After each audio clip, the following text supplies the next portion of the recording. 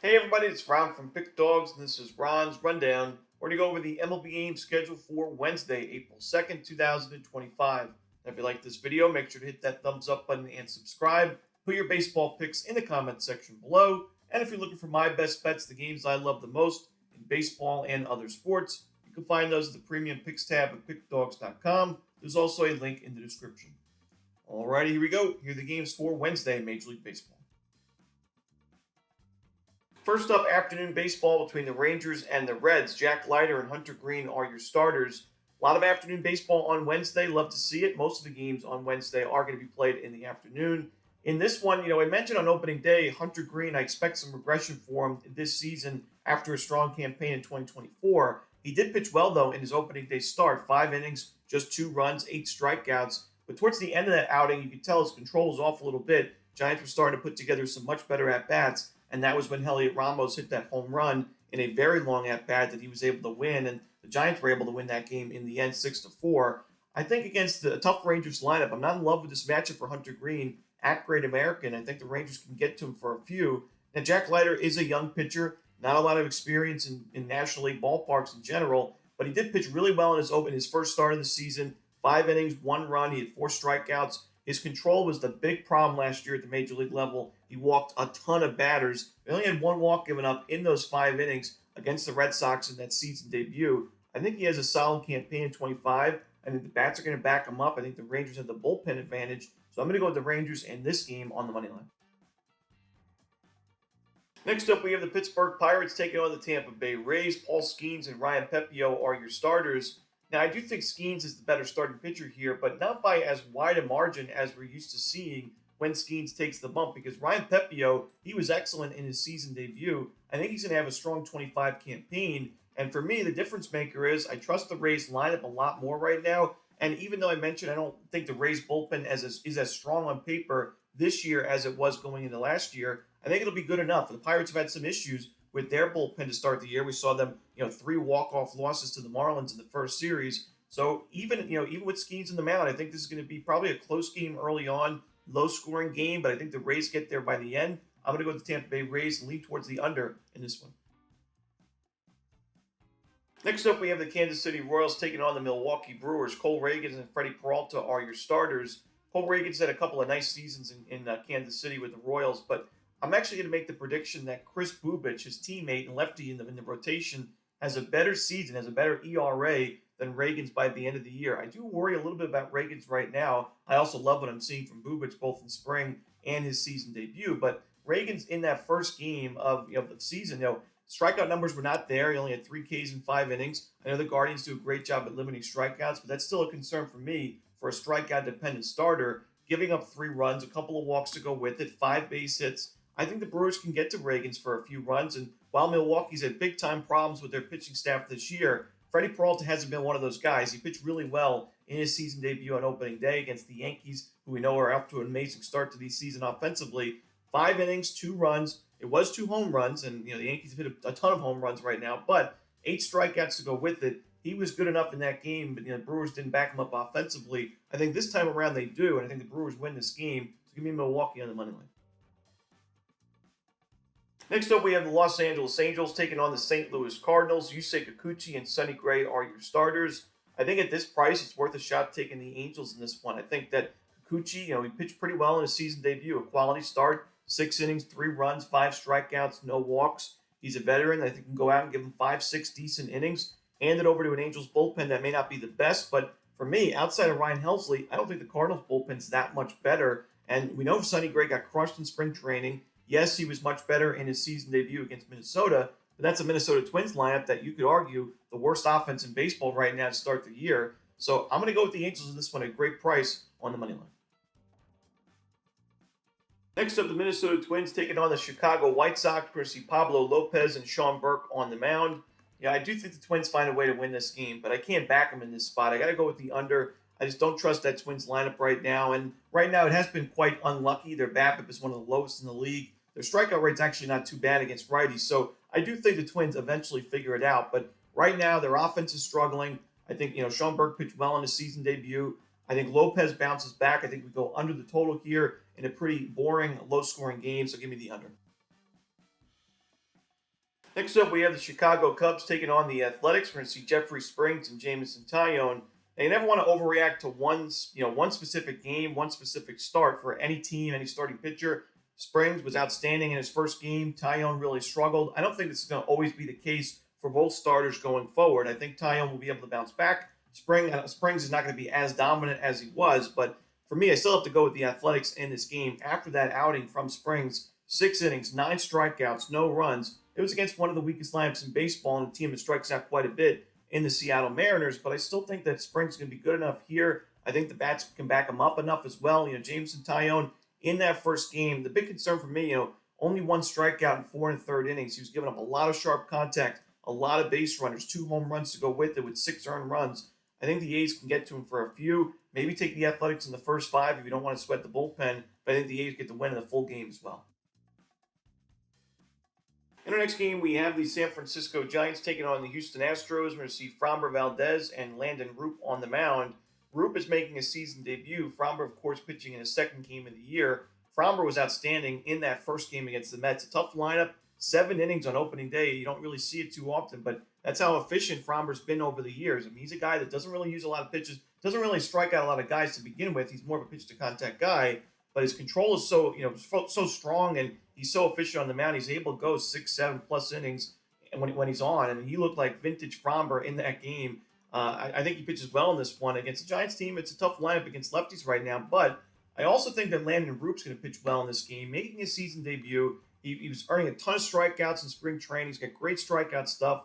I think the Astros offense right now has been very inconsistent. I don't love that bottom half of the lineup, so I think we see a pitcher's duel in this one, a low-scoring game. Give me the under in Giants-Astros.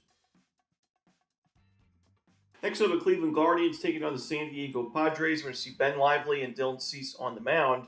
Dylan Cease, of course, was a member of the White Sox for a while in the AL Central and faced Cleveland quite a bit. And, a few hitters on the team for the current Guardians roster, Carlos Santana, who's also been in the AL Central for a while in his career, Jose Ramirez, and Stephen Kwan. Cease has had 20-plus plate appearances against, and he's pitched pretty well against them. I mean, Stephen Kwan is 7 of 22, so he would be the batter that's had the most success against Cease, and it makes sense. He's a great, he does a great job at limiting strikeouts. Cease is more of a strikeout-dependent starter, but Ramirez is just 5 of 27, low strikeout rate, but not getting a lot done. No home runs off of Cease in his career, and Santana has really struggled, 2 of 21, 31% strikeout rate. So I think Cease, matches up pretty well against Cleveland, despite the Guardians doing a great job at limiting strikeouts.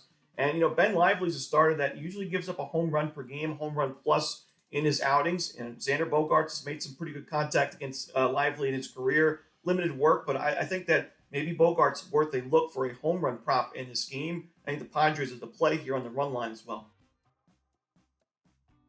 Next up, the Detroit Tigers taking on the Seattle Mariners. Tarek Skubal and Luis Castillo are your starters. It's kind of crazy. You look at both of these starting pitchers and the career plate appearances against the opposing team and the current roster for both of these teams. Almost identical for these two pitchers. Both have had exactly 69 plate appearances against the opposing roster with an exact 26.1% strikeout rate. Skubal's at a 299 xWOBA, Castillo at 294. So like I said, almost identical. Both have great numbers against the opposing team, but I trust Skubal a little bit more. Even though Castillo had the better outing in his season debut compared to Skubal, we got to remember Skubal played the Los Angeles Dodgers. Not many pitchers are going to have great numbers against the Dodgers this year. So I think Skubal has a much better chance of bouncing back, especially because you face the polar opposite in this one in a Mariners team that has struggled. They strike out quite a bit. They're just not a great offensive team right now on paper. So I think Skubal bounces back, looks a little bit like last year's Skubal. And Castillo, we mentioned in spring training, a lot of base runners, not a lot of strikeouts. It's been inconsistent work from Castillo, and I think the Tigers can get to him for a few runs. I'm going to go with the Tigers in this one on the money line. Next up, the New York Mets taking on the Miami Marlins. Clay Holmes and Connor Gillespie are your starters. I like the Mets in this game. I'm going to take them on the money line and run line. Clay Holmes, I like him early on as a starting pitcher. He pitched well in spring. I thought he was okay in his season debut, even though he took the loss. But, I do worry about him maybe a little bit later this season when he gets that 100-inning mark in his first full-time, season as a starting pitcher. But right now, he's looked strong, and I think he's the better option in this game. I think the Mets can get to Gillespie for quite a few runs early, add a few runs against this Marlins bullpen. I think this is going to be a one-sided game in favor of New York, so I'm going to lay the run line here with the Mets. Next up, the Boston Red Sox taking on the Baltimore Orioles. This is going to be the first evening game. It's going to be Garrett Crochet and Zach Eflin on the mound. So a pretty good pitching matchup in this one. We know Crochet was just inked up to a long-term deal with the Red Sox. I think a pretty good deal there for Boston. For Crochet, locking up an ace-level starting pitcher. Pitched well in his Red Sox debut, and I think he pitches well here. Even though the Orioles are a tough lineup to face as a left-handed pitcher at Camden Yards, it's going to be a tough matchup, but I think Crochet pitches pretty well, and I think the Red Sox are going to be able to back him up. Zach Eflin, right now, I'm a little bit concerned with what I saw in that first outing. On paper, it looks great. 6 innings, just 2 runs given up. But he did give up a home run. He only had 2 strikeouts. Not really missing a lot of bats in spring, and we know that he's given up some sharp contact in the past. A lot of fly balls and the potential of home runs. I think the Red Sox find a few off of Eflin early. I'm going to take the Red Sox in the first 5 innings on the money line. I think Crochet pitches well, but I don't want to sweat at that bullpen, so give me the Red Sox first 5. Next up, we have the Rockies and the Phillies. Kyle Freeland and Zach Wheeler are your starters. I just can't see the Rockies doing too much against Zach Wheeler in this game, especially at Citizens Bank Park. Now, at Coors Field, it'd be a different situation, but at Citizens Bank Park, I just don't see the Rockies stringing together strong at-bats and innings, and Wheeler was very strong in his first game of the season, quality start. It was really just one mistake pitch.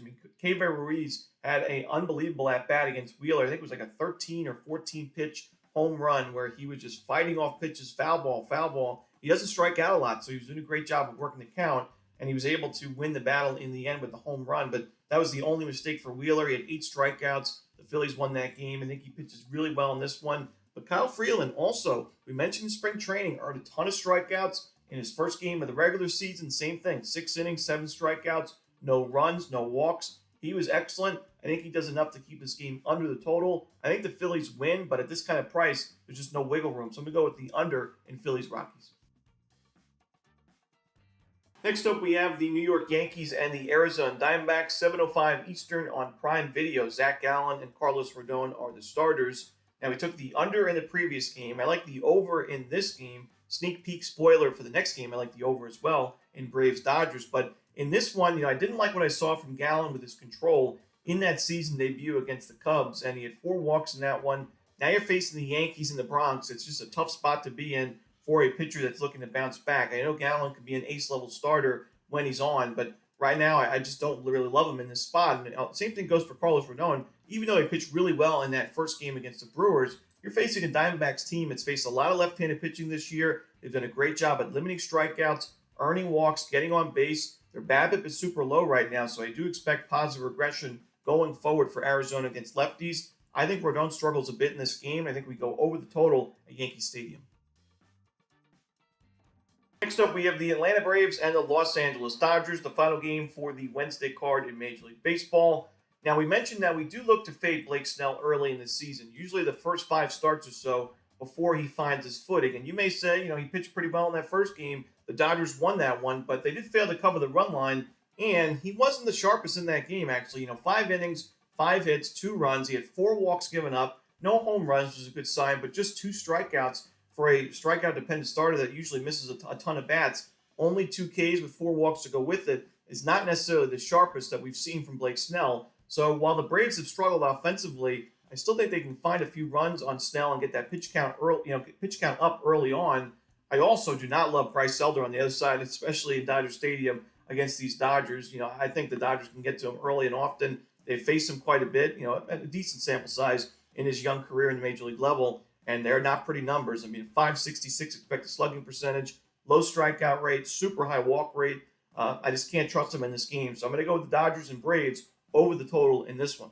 And that's it. Those are the games for Wednesday in Major League Baseball. Hope you enjoyed this video. Again, if you're looking for my best bets, you can find those at Pick Dawgz Premium, and there is a link in the description. As always, Romanelli, good luck.